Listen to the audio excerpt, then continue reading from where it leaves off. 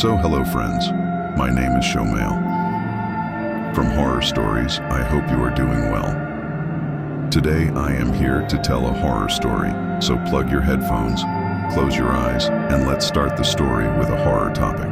The girl who texted her boyfriend to die. A psychological horror based on the Michelle Carter case. What if your own girlfriend told you to kill yourself, and you did it? Not with a weapon, not with poison, with words. This isn't a horror movie. It's a real case, so disturbing, it shook the legal system, and it all happened through text messages. Welcome to the story of Michelle Carter, and the boy she pushed to die. They bonded over shared pain.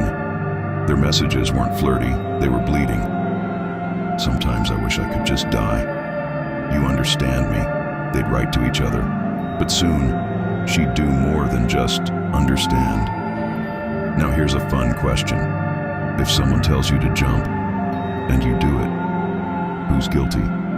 Keep that in mind. In July 2014, Conrad was spiraling, but instead of pulling him out, Michelle shoved him deeper. Her messages turned dark. You just need to do it. No more pushing it off. You'll be free.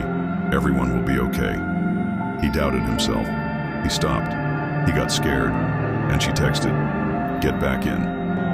Yes, those exact words. Conrad had stepped out of his truck, a truck he'd rigged to fill with carbon monoxide. And Michelle? She told him to go back in. He obeyed. He died. And she texted a friend later, "It's my fault. I told him to get back in." What kind of horror is that? Here's where it gets even crazier.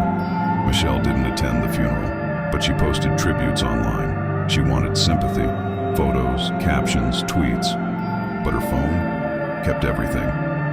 Investigators found over 1,000 messages, not a few, not 10, 1,000, and almost all pushed Conrad towards suicide. One read, "You're finally going to be happy in heaven."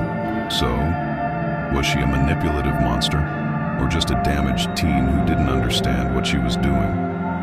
That was the question the court had to answer, and people were furious. Now let's pattern interrupt for a second. Imagine breaking up with someone and they still text you good morning for 8 months. Annoying, right? Now imagine they text you, "When are you going to kill yourself?" for weeks. Not so funny anymore.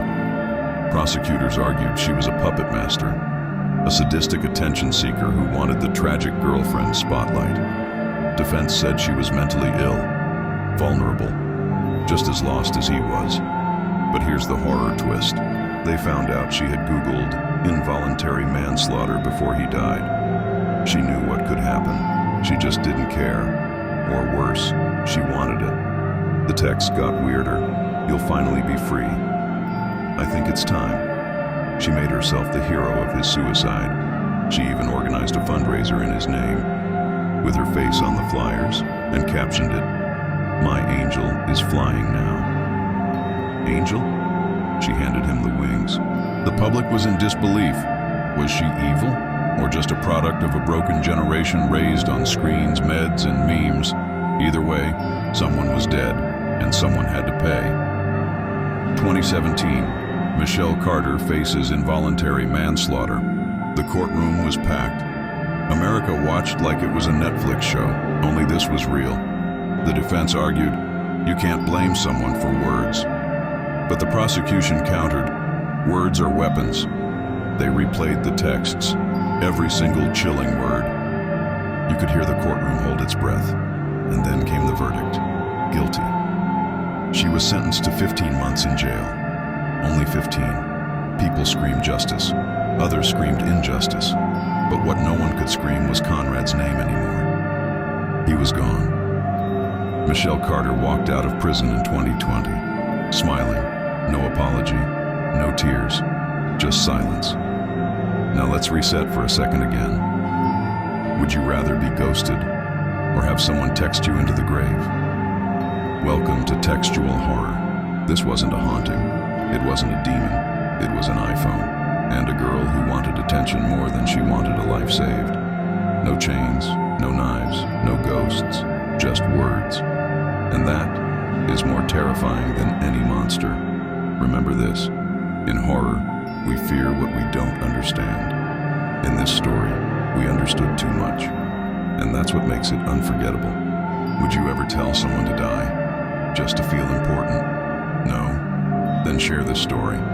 Let people know how far a single text can go. Subscribe for more real-life horror that haunts deeper than fiction.